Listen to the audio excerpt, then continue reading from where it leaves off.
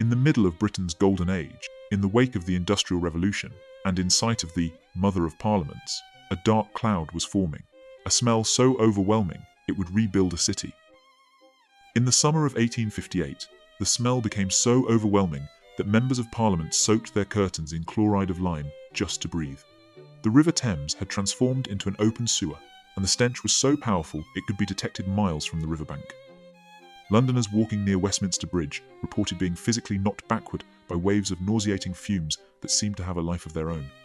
The Queen herself wrote to her daughter, "We were half poisoned by the dreadful smell of the Thames, which is such that I feel quite sick," while newspaper editors struggled to find words strong enough to describe the olfactory nightmare engulfing the capital.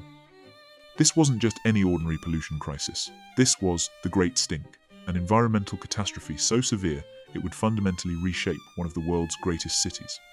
What started as a public health nightmare would become the catalyst for the most ambitious engineering project of the Victorian era. But how did the heart of the British Empire become so toxic that it nearly brought the government to its knees?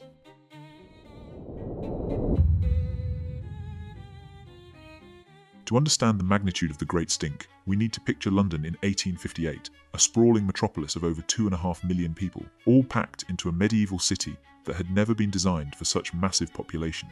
The Industrial Revolution had turned London into the world's largest city, with the population tripling in just 60 years, but its infrastructure remained centuries behind its ambitions. Every day, thousands of tons of human waste, industrial chemicals, dead animals, and rotting organic matter poured directly into the Thames through a chaotic network of sewers, cesspits and open drains that defied all logic and sanitation. The contrast was staggering. London ruled an empire that stretched across the globe, yet its citizens still lived like medieval peasants when it came to basic sanitation.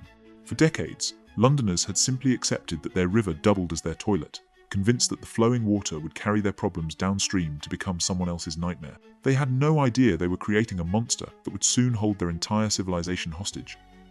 Over the course of the 19th century, the state of the Thames had become a running joke in the capital. That revered chronicler of London's underbelly, Charles Dickens, wrote how the Thames was a deadly sewer in the place of a fine, fresh river. He also confided in a letter to a friend that, "I can certify that the offensive smells, even in that short whiff, have been of a most head and stomach distending nature." The satirical magazine Punch ran a cartoon, Father Thames, introducing his offspring to the fair city of London, the children being diphtheria, scrofula, and cholera. The Royal Institution scientist Michael Faraday described the Thames as consisting of an opaque, pale brown fluid. Faraday was under no illusions as to the main contributor to the stench, writing, "Near the bridges the feculence rolled up in clouds so dense that they were visible at the surface, even in water of this kind." As early as 1834, the humorist Sidney Smith boldly stated, "He who drinks a tumbler of London water has literally in his stomach more animated beings than there are men, women and children on the face of the globe." If it was still a joke, it was clearly one becoming less funny by the day.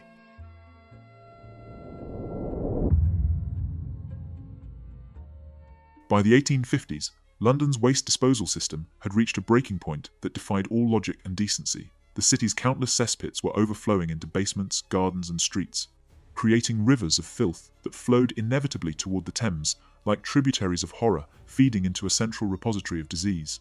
These weren't just simple latrines.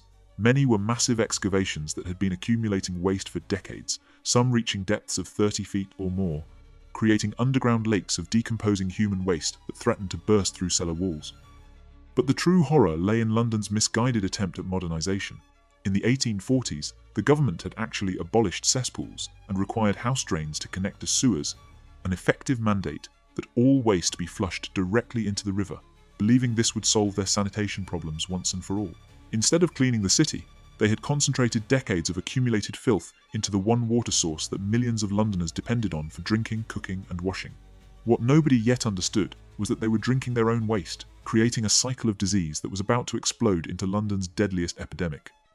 The Thames had become a slowly moving cesspool, thick with decomposing matter and alive with deadly bacteria that thrived in the warm, nutrient-rich environment that London's waste had created.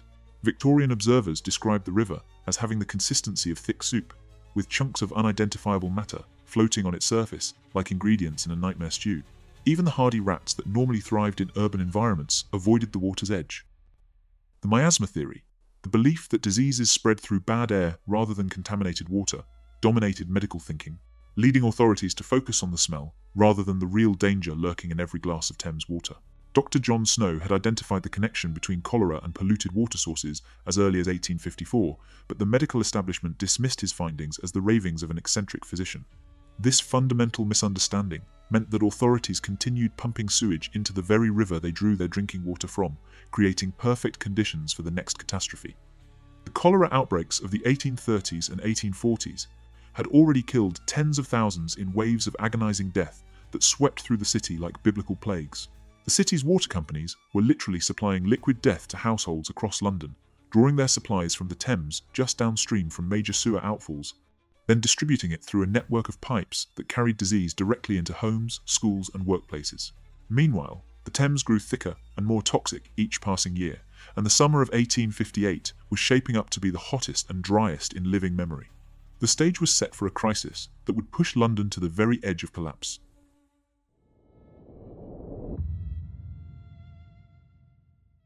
As spring turned to summer in 1858, London began to simmer under an unprecedented heatwave that would expose the full horror of what the city had become. Temperatures soared above 84 degrees Fahrenheit day after day, with no rain to dilute the concentrated sewage flowing through the Thames. The water level dropped dramatically, exposing mudbanks thick with decades of accumulated waste that had been hidden beneath the surface during normal flow periods. These newly exposed deposits began to cook in the summer sun, releasing gases so powerful and nauseating that they seemed to have a physical presence, creating a visible haze that hung over the water like a toxic fog. The smell wasn't just unpleasant, it was so intense that it caused physical reactions in people who encountered it, triggering violent nausea, dizziness, and vomiting from the fumes alone.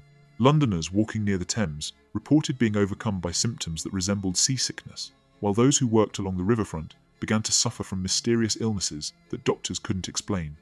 The stench penetrated buildings, clung to clothing, and seemed to seep into the very stones of the city. Shopkeepers along the Thames hung sheets soaked in chloride of lime across their doorways, creating barriers that looked like preparations for a chemical attack. Hotels and restaurants near the river reported mass cancellations as guests fled the area in search of breathable air. But as horrifying as the stench was for ordinary citizens, it was about to become a political crisis that would threaten the very functioning of the British government. The epicenter of this olfactory assault sat directly beside the Houses of Parliament. Parliament itself became ground zero for the crisis when the smell grew so intense that MPs could no longer function in their chambers.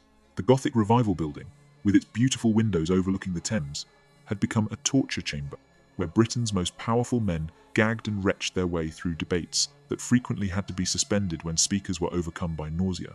They tried everything, soaking curtains in disinfectant, stuffing herbs into the ventilation systems, burning lime in the corridors, but nothing could block the overwhelming stench that seemed to penetrate every surface. Committee meetings were abandoned mid-sentence, as members fled for fresh air. Debates cut short when the Speaker himself could no longer continue, and there was serious discussion about relocating Parliament entirely away from London. The irony was inescapable. The men who ruled an empire that spanned the globe were being defeated by their own sewage.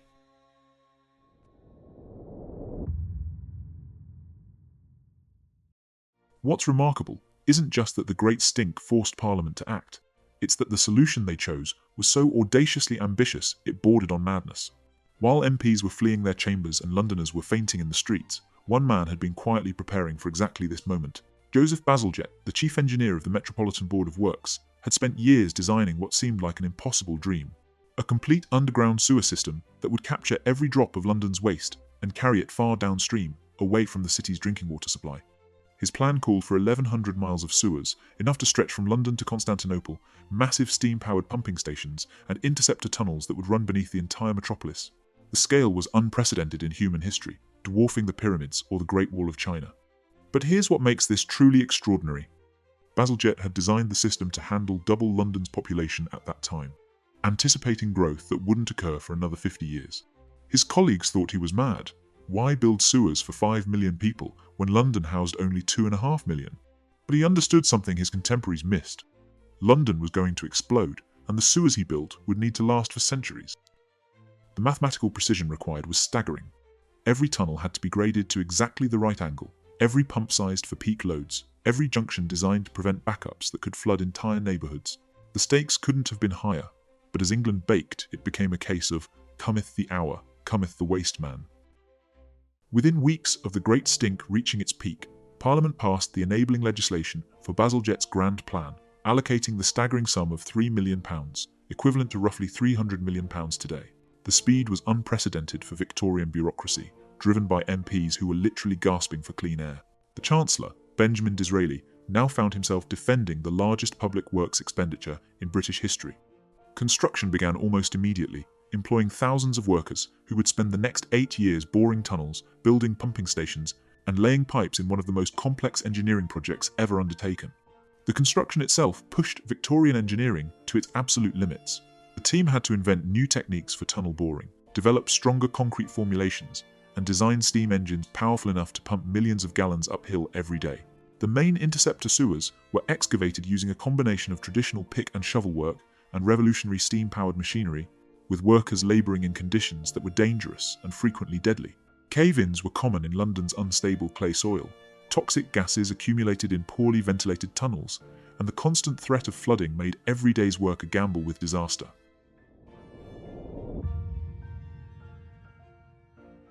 Bazalgette's sewers weren't just functional, they were architectural marvels. The tunnel walls were lined with beautiful yellow brick specially manufactured to resist acid corrosion, creating underground galleries that looked more like cathedral crypts than sewage conduits. The main interceptor sewers were so large that they could accommodate small boats, and Bazalgette himself frequently travelled through his creation by punt, inspecting the work with the pride of an artist. The pumping stations were designed as grand Victorian buildings that looked more like palaces than sewage facilities, with ornate ironwork and decorative towers. But the true genius wasn't just scale or beauty, it was the incredible precision in calculating gradients, flow rates, and capacity that would serve London for more than 150 years. The system's complexity was staggering. 5 major interceptor sewers running east to west across London, collecting waste from hundreds of smaller tunnels and carrying it to massive pumping stations. The immediate impact was dramatic and almost miraculous. After the 1866 outbreak, confined to where new works were incomplete, cholera ceased in London. The Thames began to clear for the first time in decades, and the cholera outbreaks that had terrorised London for generations simply stopped. The transformation was so complete that many Londoners could barely believe what they were witnessing. A river that had been declared biologically dead was suddenly showing signs of life. The smell that had once been detectable miles away disappeared entirely, replaced by the normal odours of a working waterway.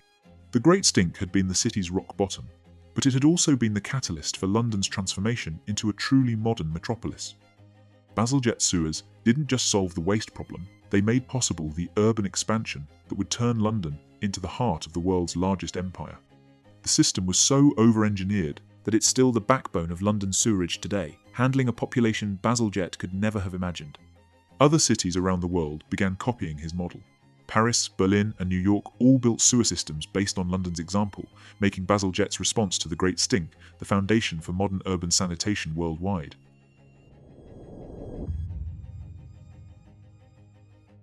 Today, as you walk along the Thames embankment, or through the parks that sit above Bazalgette's great sewers, it's almost impossible to imagine the hellscape that once was Victorian London.